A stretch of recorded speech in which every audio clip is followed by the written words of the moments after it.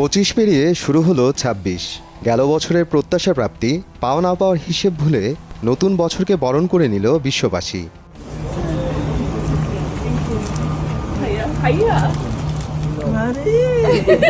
2025 সাল ছিল ঘটনাবহুল এক বছর। মায়ের সঙ্গে ছেলের মিলন, বিশ্ব রাজনীতির চাপ, রাষ্ট্রীয় নিষেধাজ্ঞা, ভয়াবহ দুর্ঘটনা, মহিরুহের প্রয়াণ, নানা বিষয় ছিল দেশবাসীর আলোচনায়।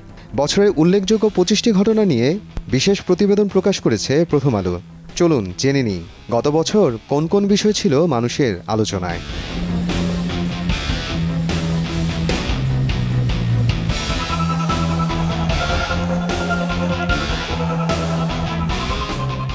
জুলাই গণঅভ্যুত্থানে ঘটে আওয়ামী সরকারের পতন। দীর্ঘ 17 বছরের বন্দিত্বের অবসান হয়। নির্বাহী আদেশে মুক্তি পান খালেদা জিয়া। এরপর জিয়া অরফানেজ ট্রাস্ট মামলায় খালাস পান তিনি। 2025 সালের 7 জানুয়ারি চিকিৎসার জন্য লন্ডনে যান খালেদা জিয়া। 17 বছর পর মায়ের সামনে দাঁড়ান তারেক রহমান। হিথ্রো বিমানবন্দরে ঘটে একজন মা আর এক ছেলের পুনর্মিলন।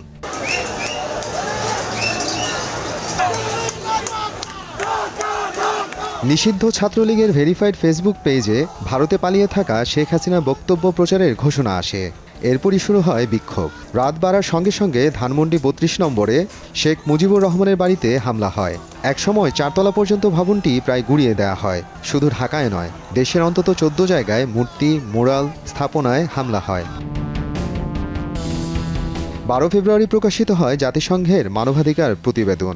114 পৃষ্ঠার এই রিপোর্টে জুলাই অভ্যুত্থানে সংগঠিত হত্যার জন্য সরাসরি দায়ী করা হয় আওয়ামী লীগ সরকারকে। রিপোর্ট বলছে 2024 সালের 1 জুলাই থেকে 15 আগস্ট পর্যন্ত সরকারি নির্দেশে নিহত হয় প্রায় 1400 মানুষ।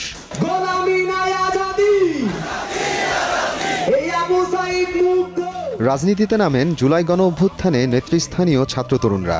আত্মপ্রকাশ করে জাতীয় নাগরিক পার্টি এনসিপি। আহ্বায়ক হন নাহিদ ইসলাম।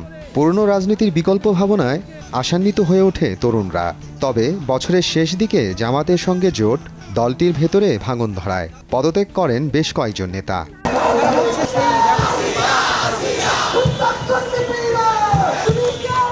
5 মার্চ মাগুরা।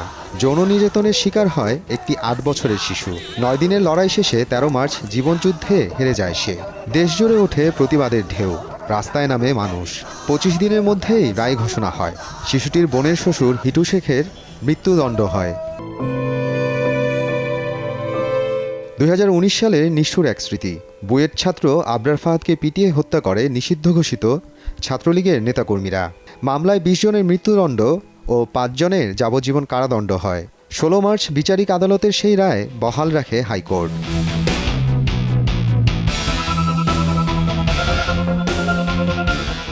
2 এপ্রিল বিশ্ববাজারে নেমে আসে বড় ধাক্কা।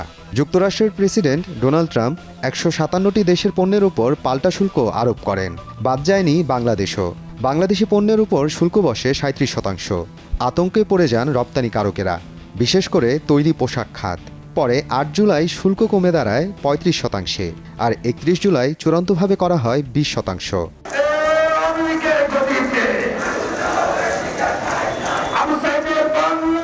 আন্তর্জাতিক অপরাধ ট্রাইব্যুনালে আওয়ামী লীগ ও এর শীর্ষ নেতাদের বিচার কাজ চলমান।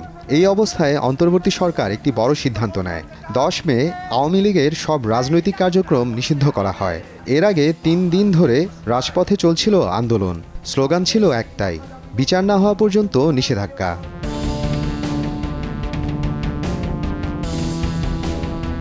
22 মে অন্তর্বর্তী সরকারের উপদেষ্টাদের সঙ্গে বৈঠক করেন প্রধান উপদেষ্টা অধ্যাপক মোহাম্মদ ইউনুস। দেশের পরিস্থিতি নিয়ে হতাশা প্রকাশ করেন তিনি। এমনকি পদত্যাগের মতো সিদ্ধান্ত নিয়েও ভাবতে শুরু করেন। যদিও পরে সবার অনুরোধে এই সিদ্ধান্ত থেকে সরে আসেন তিনি।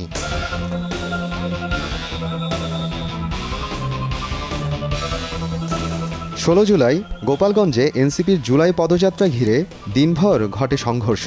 হামলা হয়, ককটেল ফাটে, আগুন জ্বলে। আওয়ামী লীগ ও নিষিদ্ধ ছাত্রলীগের নেতাকর্মীদের সঙ্গে আইনশৃঙ্খলা বাহিনীর সংঘর্ষ হয়। শেষ পর্যন্ত 5 জন নিহত হন। সেনাপাহারায় এনসিপি নেতারা গোপালগঞ্জ ছাড়েন।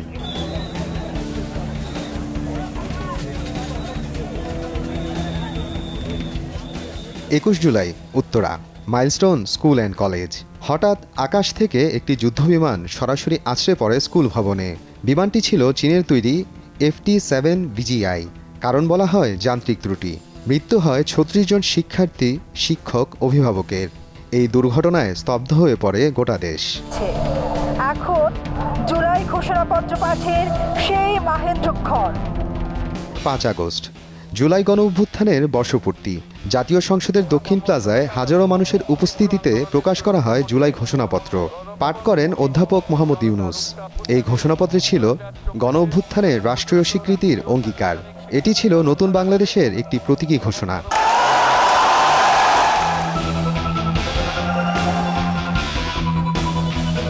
২০২৫ সাল জুড়ে আলোচনার কেন্দ্রে ছিল ছাত্র সংসদ নির্বাচন। ৯ সেপ্টেম্বর ঢাকা বিশ্ববিদ্যালয়ে অনুষ্ঠিত হয় ডাকসু নির্বাচন। ২০১৯ সালের পর এই প্রথম ভোটে জয় পায় ইসলামী ছাত্র শিবির সমর্থিত ঐক্যবদ্ধ শিক্ষার্থী জোট। এরপর একে একে জাকসু, চাকসু ও রাকসু, অধিকাংশ জায়গায় একই প্যানেলের জয়। ১১ অক্টোবর আন্তর্জাতিক অপরাধ ট্রাইব্যুনালের ৩টি মামলায় সেনাবাহিনীর সাবেক ও বর্তমান ৩২ কর্মকর্তার বিরুদ্ধে জারি করা হয় গ্রেফতারি পরোয়ানা। এর মধ্যে ১৫ জন ছিলেন কর্মরত সেনা কর্মকর্তা। সেনাবাহিনী জানায় এই ১৫ কর্মকর্তাকে হেফাজতে নিয়েছে তারা গুমের অভিযোগ ও মানবতা বিরোধী অপরাধের দায়ে। এখন স্বাক্ষর করছেন মাননীয় ১৭ অক্টোবর রাজনীতির আরেকটি বড় দিন। দীর্ঘ আলোচনার পর তৈরি হয় জুলাই জাতীয় সনদ। এই সনদে ছিল সংবিধান সংস্কার, নির্বাচন ব্যবস্থা সংস্কার, বিচার বিভাগের স্বাধীনতা। ২৪টি রাজনৈতিক দল ও জোট এই সনদে স্বাক্ষর করে। বিএনপি, জামায়াতে ইসলাম সহ আরও অনেক দল ছিল এই স্বাক্ষরকারীর দলে। সনদে সই করেন অধ্যাপক মোহাম্মদ ইউনুসও। তবে বাদ পড়ে ছাত্র জনতার অভ্যুত্থানে নেতৃস্থানীয় দল জাতীয় নাগরিক পার্টি। সেদিন অনুষ্ঠানে যায়নি তারা, সনদেও সই করেনি।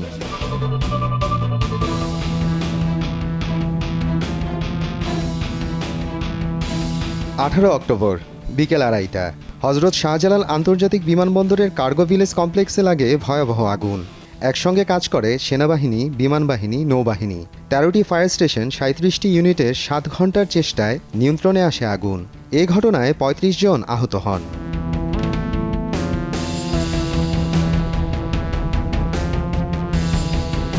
২৬ অক্টোবর ফার্মগেট মেট্রো রেলের পিলার থেকে হঠাৎ খুলে পড়ে একটি ভারী বিয়ারিং প্যাড। পথচারী আবুল কালাম ঘটনাস্থলেই মারা যান। সামাজিক যোগাযোগ মাধ্যমে ওঠে ক্ষোভের ঝড়। বিশেষজ্ঞরা বলেন নকশার ত্রুটি, তদারকির গাফিলতি। এমনকি সেপ্টেম্বরেও এই প্যাড খুলে পড়েছিল, যদিও তখন প্রাণহানি হয়নি। We have decided to inflict her with only one sentence, that is sentence of death. ১৭ November আন্তর্জাতিক অপরাধ ট্রাইব্যুনাল ঘোষণা করা হয় এক ঐতিহাসিক রায়। জুলাই গণঅভ্যুত্থানের সময় মানবতা বিরোধী অপরাধের দায়ে ক্ষমতাচ্যুত প্রধানমন্ত্রী শেখ হাসিনাকে দেওয়া হয় মৃত্যুদণ্ড। একই মামলায় সাবেক স্বরাষ্ট্রমন্ত্রী আসাদুজ্জামান খানও মৃত্যুদণ্ড পান। রাজসাক্ষী সাবেক আইজিপি চৌধুরী আবদুল্লাহ আল মামুন পান ৫ বছরের কারাদণ্ড। বাংলাদেশের ইতিহাসে এই প্রথম কোনো সাবেক প্রধানমন্ত্রী মৃত্যুদণ্ডে দণ্ডিত হন।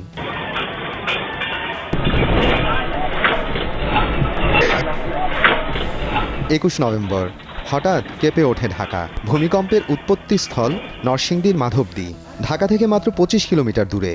মাত্রা রিক্টার স্কেলে ৫.৭। পুরান ঢাকার ভবনের রেলিং ধসে পড়ে, মারা যান ১০ জন, আহত হন ৬ শতাধিক মানুষ। ৩০০ আসনে ত্রয়োদশ জাতীয় সংসদ সাধারণ নির্বাচন এবং একই সাথে ১১ ডিসেম্বর জাতির উদ্দেশ্যে ভাষণ দেন প্রধান নির্বাচন কমিশনার এএমএম নাসির উদ্দিন। তিনি জানান ত্রয়োদশ জাতীয় সংসদ নির্বাচন অনুষ্ঠিত হবে ২০২৬ সালের ১২ ফেব্রুয়ারি। একই দিনে জুলাই জাতীয় সনদ বাস্তবায়নে গণভোটের ঘোষণাও আসে। বিএনপি, জামাত, এনসিপি সহ প্রধান রাজনৈতিক দলগুলো এই তফসিলকে স্বাগত জানায়। দীর্ঘ অনিশ্চয়তার পর দেশ দেখতে পায় একটি নির্বাচনী রোডম্যাপ।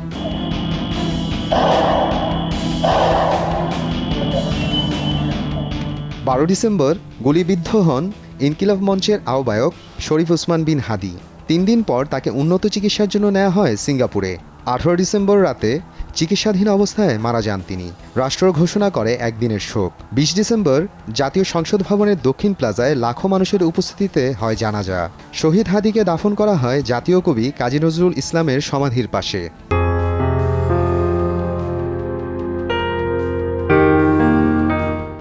১ 13 ডিসেম্বর সুদানের আবেই অঞ্চলে জাতিসংঘ শান্তিরক্ষা মিশনের ঘাঁটিতে ড্রোন হামলা চালায় সন্ত্রাসীরা। নিহত হন বাংলাদেশ সেনাবাহিনীর 6 জন শান্তিরক্ষী, আহত হন 8 জন।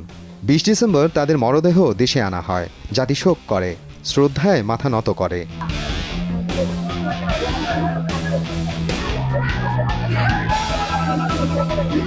18 ডিসেম্বর বাংলাদেশের গণমাধ্যমের ইতিহাসে একটি কালো দিন।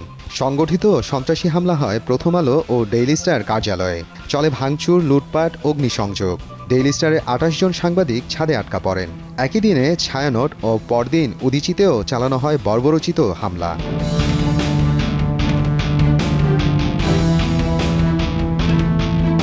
25 ডিসেম্বর 17 বছরের নির্বাসন শেষে দেশে ফেরেন তারেক রহমান। পূর্বাচলে আয়োজিত হয় গণসংবর্ধনা। দেশের নানা প্রান্ত থেকে লাখো মানুষ জড়ো হন। I have a plan for the people of my country, for my country. দেশের বাইরে আমার কোনো ঠিকানা নেই, এটাই হলো আমার ঠিকানা। এই দেশ, এই দেশের মাটি, মানুষই আমার সবকিছু। 30 ডিসেম্বর ভোরে চলে গেলেন বেগম খালেদা জিয়া। দীর্ঘ অসুস্থতা, চিকিৎসা, শেষ পর্যন্ত চিরবিদায়। 1 মাসেরও বেশি সময় ধরে এভারকেয়ার হাসপাতালে চিকিৎসাধীন ছিলেন তিনি। 31 ডিসেম্বর মানিক মিয়া এভিনিউতে হয় তার জানাজা। লাখ লাখ মানুষের ভালোবাসায় জানাজা শেষে 3 বারের সাবেক এই প্রধানমন্ত্রীকে তার স্বামী শহীদ প্রেসিডেন্ট জিয়াউর রহমানের কবরের পাশেই রাষ্ট্রীয় মর্যাদায় সমাহিত করা হয়। মোহাম্মদ আফরানুল ইসলাম, সময় সংবাদ।